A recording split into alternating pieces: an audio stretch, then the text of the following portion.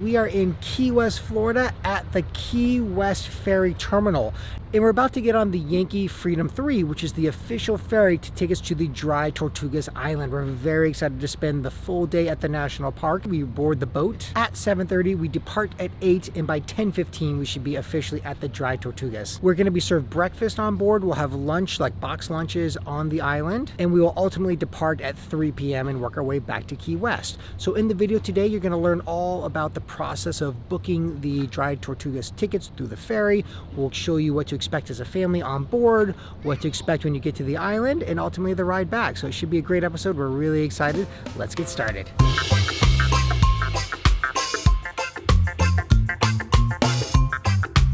So the first stop basically is to go through a very fast check-in process. It's really convenient and it's really smooth. And then you're going to get handed your boarding passes. And on the back of your boarding pass is a QR code. It gives you free access to a self-guided PDF tour, so you can read that on the 2-hour boat ride. They also give you the Tortugas Gazette, which is just a printed kind of old-fashioned newspaper look to it, and it gives you the whole history of the fort and the stories behind the Dry Tortugas, bird watching information, just filled with all types of cool stuff. So we're looking forward to reading that once we get onto the boat.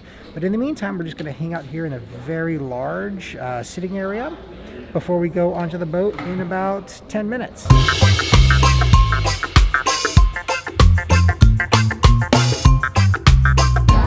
Alright, so now that we've launched the boat, we have been served breakfast. It's pretty much these bag kind of grab and go situations. But we have cream cheese bagel, yogurts, coffee, there's orange juice, milk, all complimentary.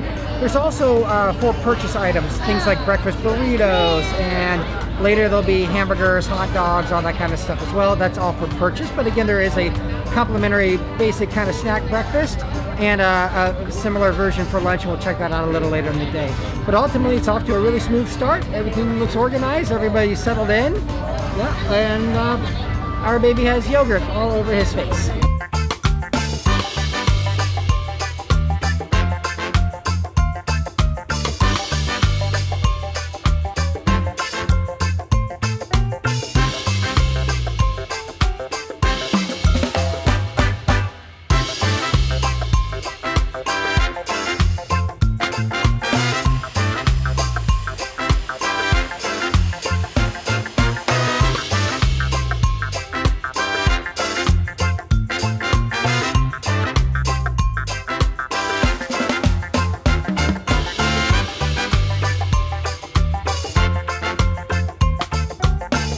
Are officially on the Dry Tortugas Island, and I gotta tell you right away, it's amazing. The history in the fort, I mean, dates back to the 1800s, and a fascinating history it is in terms of what this island was utilized for throughout the many centuries. Behind me is the National Park Visitor Center. This is the area, I mean, it's immediately off the boat across the moat where you are going to pick up your junior ranger books if you've got children, and it gives them something to do throughout the time that you're here. There's coloring pages, there's connect the dots, there's information, and on the boat they did tell us if your children do become junior rangers, by showing their little badge they get, they'll get a free ice cream on the ride home on the ferry. So that's something to get excited about. One of the best things about taking the ferry out here is the interpretive information that's provided.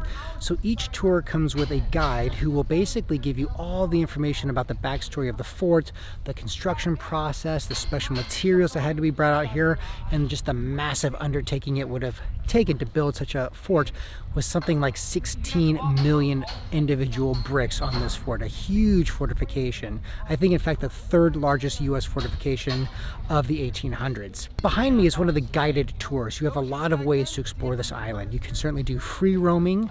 You can join a guided tour, and this is all free. Part of your kind of entrance fee covers this. That PDF that I mentioned earlier, you can just simply read through that. There's 25 individual markers on the island that coordinate with the PDF. So if you want to do your own tour, that's great. Behind me, this is a 20-minute just sort of informational center. You can continue on with this guide on a walking tour if you so choose, and that all lasts about an hour. So you have the option of free roaming, a 20-minute lecture, which is what's going on here, or lecture plus walking tour. So it's all very organized. Again, if you want to do none of the above, you can just free roam all you want. So we are now walking on the Moat Wall, and this is a little intense in terms of the fact that you've got the moat on the one side, and the ocean on the other side. They do have a paved part, but this beginning section is all brick. Every one brick is one of the 16 million bricks involved to build this wall and fortress. And again, just thinking back to the engineering feat that must have been in the 1800s, well, it's incredible. So behind me is a very interesting feature to the fort. These are actual residents here that live here throughout a portion of the year, and these are your park rangers and different facilitators who help maintain the park. So it would be a pretty cool job, I think, to live out on the Dry Tortugas for at least a portion of the year. Very, very cool. This is where the part of the Moat Wall has collapsed, and that happened during a hurricane in 2014. As mentioned earlier, this tour is all-inclusive, so you have breakfast and lunch provided. So we're about ready for lunch. You've got to go back onto the boat to pick up your lunch. At that point, you can either eat on the boat, or if you desire, you can sit on any number of these picnic tables that are scattered throughout the island. So again, we're going to choose some outdoor fresh air lunch. I gotta go on board to get them, which means mask up. So included with the purchase of the boat ferry ride is snorkeling. So you can pick up your snorkel gear right off the boat, right behind me here. And there are two designated snorkel areas. There's sort of a north beach and a south beach. The south beach is probably gonna be better for small kids because it's a really gradual decline to the deeper water, so you can really snorkel there pretty easily. And the North Beach has a bit more of a drop off, so just depending on your kid's comfort level with snorkeling, if you're looking for something more mellow, you're going to go to the South Beach. And if your kids are pretty comfortable snorkeling, you can head to the North Beach. So while Kelly and the kids are off snorkeling, Forrest and I are going to take the opportunity to explore the fort, and we hear some pretty fascinating history stories involved. So let's head on in.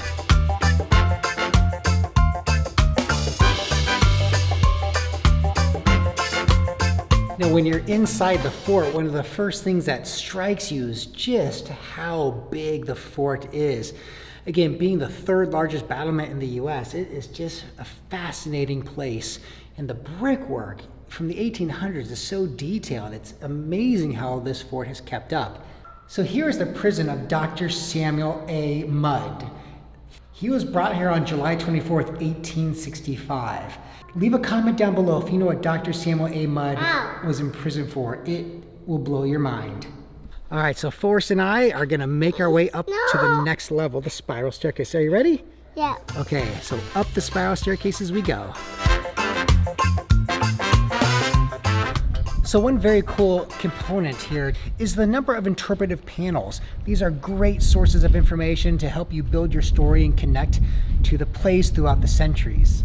So these are scattered all about. In fact, it's kind of a game on the Junior Ranger Handbook to find certain panels to collect the information to become Junior Rangers. Only word of warning though, is there is no OSHA here. The safety is definitely an issue with little kids. There are no railings. They are keeping the fort as authentic as possible. So any one step and down you go, and it'll take quite a while for any sort of emergency evac. So you've got to be careful, hold on to the little ones as you get near these edges. All right, so we are coming to the probably the most terrifying portion of the tour, and that is up on the third level. And this is where you're gonna walk the wall. So there are gonna be no guardrails up there for the little kids. So I'm gonna be holding on to Forrest pretty tight as we work our way across the top level. You know, being up top, the views are amazing. The wind is picking up a little bit, but it's not bad yet. So I think we're gonna keep on going and see if we can do a full lap around the entire fort.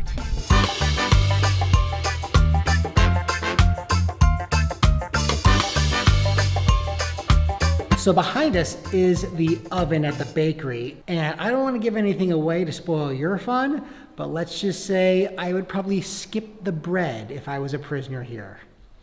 What do you think? Yeah, we would definitely skip the bread.